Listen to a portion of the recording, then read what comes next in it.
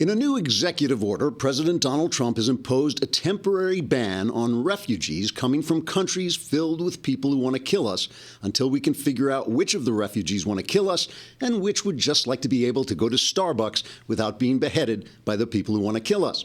The ban immediately caused hysterical leftists to become hysterical, made dishonest Democrats dishonest, and transformed CNN into the same pestilent cesspool of distortion it was before the order went into effect.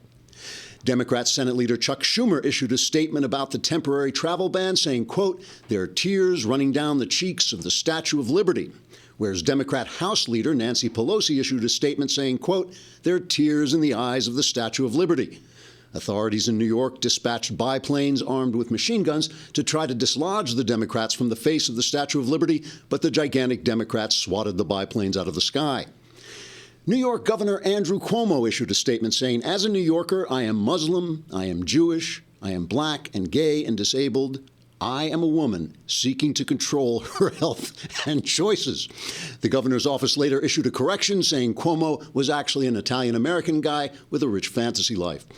On social media, compassionate liberals opposed to the Trump administration began posting heartbreaking photographs of Syrian children who had been murdered during the Obama administration by Islamists who want to kill us, arguing that this was the reason we needed to allow Islamists who want to kill us to come to this country during the Trump administration, presumably so that they can kill children here.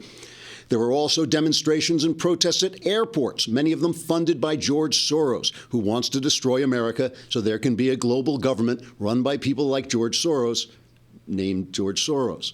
The protesters carried signs calling for an end to all American borders. The signs also included mailing addresses so Soros knows where to send the checks. The news media, meanwhile, continued to garner respect among large swaths of the unmedicated psychotic community by reacting to everything Trump does with the measured calm of a monkey who's been set on fire. The flaming monkeys at the New York Times, a former newspaper, ran a story saying a temporary ban to improve security vetting was, quote, "unlikely to reduce the terrorist threat, according to experts." The Times experts also told the Times it would soon take a trip over water where it would meet a tall, dark stranger. The Times then crossed the experts' palms with silver, and they returned to their gypsy caravan. All in all, the executive order has continued a recent pattern in which our unbalanced and unreliable president does sensible and reasonable things, and the honest and responsible left becomes hysterical and lies. Welcome to 2017.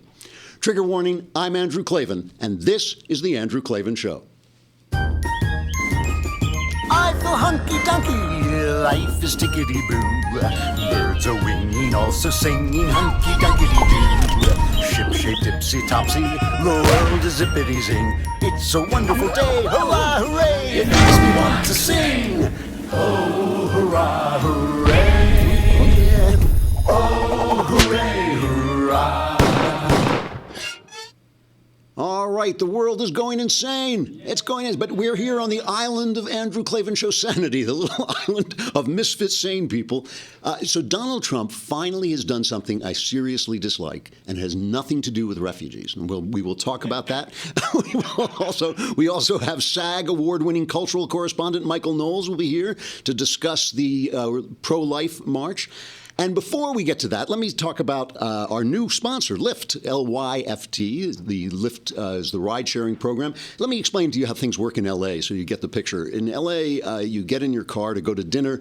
Your dinner is 5 minutes away. It takes you 3 hours to get there. By the time you get there, you then have to pay, $40 to have your car valeted by a guy who looks like he's homeless. And then you're so angry that you have a couple of drinks and you get stopped on the way home by the police, arrested for drunk driving, and beaten to death by a guy named Spike. So instead, we call Lyft because it's much easier. The Lyft app is so easy. You press the button on your cell phone, the car shows up. Average of 3.5 minutes. Every Lyft driver is vetted through a 10-point safety standard. Plus, they're happier because the app actually allows you to tip them, which the other guys don't do. Lyft is the highest rating. It may not be the biggest ride-sharing program, but it's the fastest growing and the highest rated ones. And it really is an easy way to avoid getting stopped by the cops if you had a couple of drinks, which, in L.A., that's the reason everybody goes home so early. Plus, we're giving you stuff free. This is amazing. See, this is the thing. We offer. You don't even have to take my word for these things. You just take it for free. You guys, you won't spend a lousy $8 to subscribe to the Daily Wire, and then you don't take stuff for free. Your lives make no sense.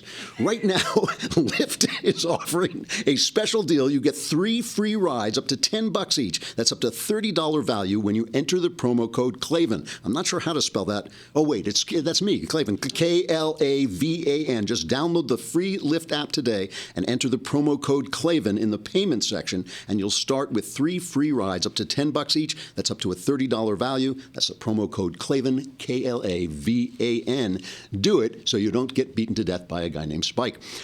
All right, the hysteria is incredible. I mean, so Trump puts out this completely rational, as far as I'm concerned, executive order that is limiting, he originally started talking about a Muslim ban. It has now morphed into something much more reasonable, much more sensible. It's not a Muslim ban. Plenty of Muslim majority countries are still allowed to come in.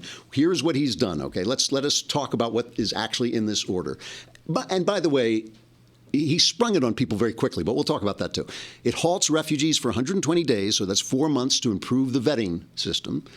It caps the refugee admissions at 50K, which is about where it was for most of the Bush and Obama years until Obama doubled it, I think, in the last 2 years of his administration. It's a temporary 90-day ban on people entering the U.S. from Iraq, Syria, Iran, Libya, Somalia, Sudan, and Yemen, countries ID'd by the Obama administration as dangerous. And there was some foul-ups. I mean, this is always foul-ups on these big things. Somebody said, oh, yeah, this should include guys with green cards who leave the country, but that's ridiculous. People with green cards are vetted for years before, unless if you're from Canada. You can't get a green card if you come from Canada without being vetted up the wazoo. So that was rescinded. They took that back. The courts are complaining. There's some legal experts who say he has the right to do this under a law that says the president can decide if somebody is an inadmissible alien. There is also a law that says you can't deny people access due to race, religion, and so on. So there is some legal stuff. There's going to be all these challenges. But the left goes insane. And when I'm talking about the left, I'm not just talking, there's all this chaos at airports. And I love the headlines are like, Trump order causes chaos. It's not Trump order causing chaos. It's the people rushing out to the airports paid by George Soros to cause chaos. So they're out there causing chaos at the airports. These are the demonstrators, but that's not the stuff I love. What I love is the guys who actually have some reason and authority. And look, I'm not saying this is a perfect order. The important thing is Trump is talking about establishing safe zones in Syria, which of course is the thing we should do. There should be safe zones in Muslim countries where people can go, where refugees can go, and we can protect them, but not necessarily bring them here before we vet them. Makes perfect sense. First, Chuck Schumer bursts into tears. I have to play. So here's Chuck Schumer crying. My daughter, her middle name is Emma, named for Emma Lazarus, the great poet who wrote those lines on the pedestal of the Statue of Liberty. Give me your tired, your poor, your huddled masses yearning to breathe free. Walk me to rest. So, this executive order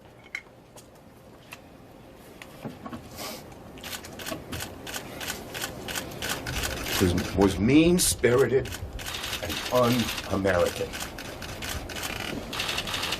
It was implemented in a way that created chaos and confusion across the country, and it will only serve to embolden and inspire those around the globe who will do us harm. You're going to cry? I feel like I should bounce a basketball off his head, like in The Great Santini. You're going to cry, Chuck? You're going to cry? Let me see you cry.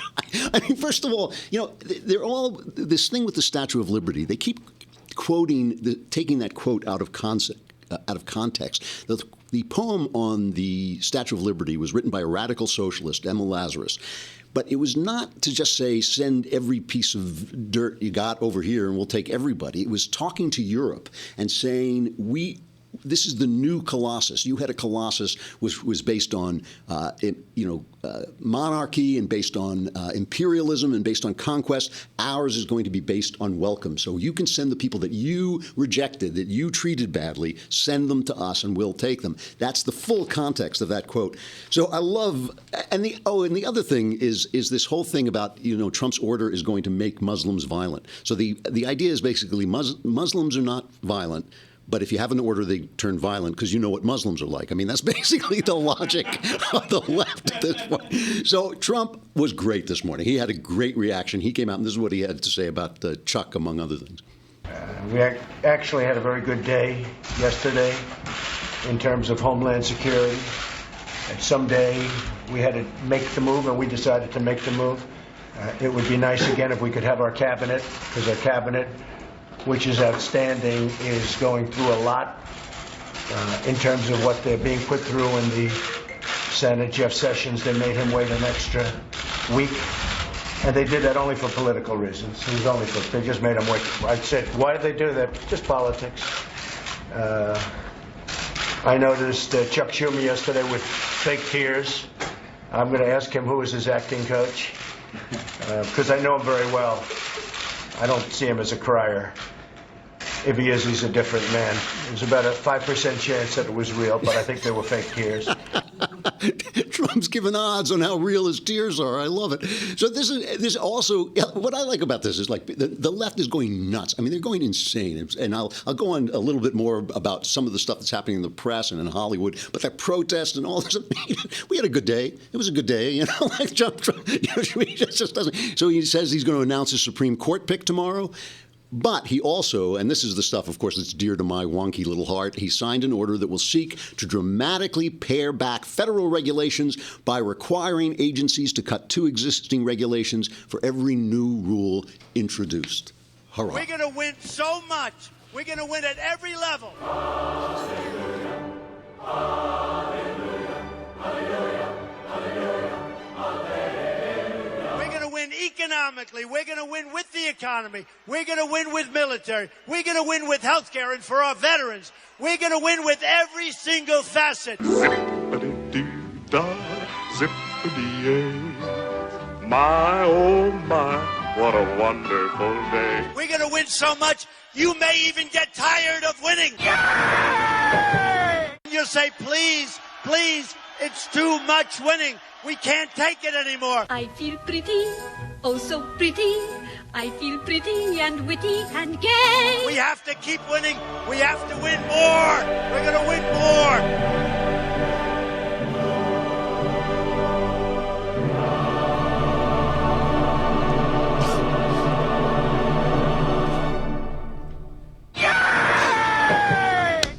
You don't get the stuff on Shapiro's show, folks. You don't get the Trump happiness montage on Shapiro's show.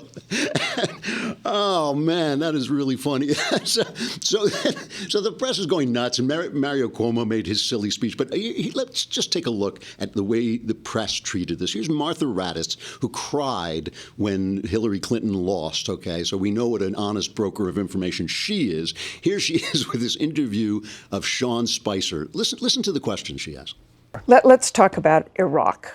You saw that an Iraqi interpreter for America was detained temporarily. I have been in Iraq with those interpreters. They have saved lives of American soldiers, and now you're saying you can't come in. No, that's not what we're saying, Martha. Not at all. We're going to say we're going to make sure that we don't let someone slip through the cracks who seeks to do our country harm. That's it. The person was processed in. I know that in some cases there's going to be a bit of an inconvenience, but the inconvenience is there any humiliation? No, there's 109 people that were slowed down, over 325,000 foreign visitors that came in. But what do we say to the family that loses somebody of a terrorist, to whether it's Atlanta or San Bernardino or the Boston bomber? Those people, each of whom had gone out to a country and then come back. So she asked, remember Klavan's first rule of mainstream journalism, right? Whenever the prejudices and illusions of left-wingers are confirmed by an individual incident, the incident is treated as representative. When those prejudices and illusions are contradicted, the incident is considered an aberration, and treating it as representative is deemed hateful. That's the first rule. That's the rule that Martha Raddatz is doing right there. I was in Afghanistan with the interpreters, the Terps, as the military calls them. They're terrific guys. They're also playing the odds, just like we all are. They're out for their best interest, which they think is to come eventually to America. So some interpreter got stopped and then let through, and that's humiliation. Isn't that a terrible thing? One guy got stopped. Whereas if if we said there's a terrorist attack by a Muslim, and we said, oh, let's generalize these Muslims are kind of terrorists, that would be a hateful thing to say. So why is that one incident like important? Why is it even important? Why is she even bringing it up? We know that there are good people. You know, most of the people who come over here, most of the Muslims who come over here are not only not terrorists, they will never participate in a terrorist attack. Hey, we have SAG award-winning cultural correspondent Michael Knowles is coming up to talk about the pro-life march. Come over to thedailywire.com and you can hear it if you would only subscribe. If only, you know, you lie awake at night. Why didn't I subscribe? This is the moment to subscribe to thedailywire.com. Lousy $8 a month, and you get to watch the entire show at the site.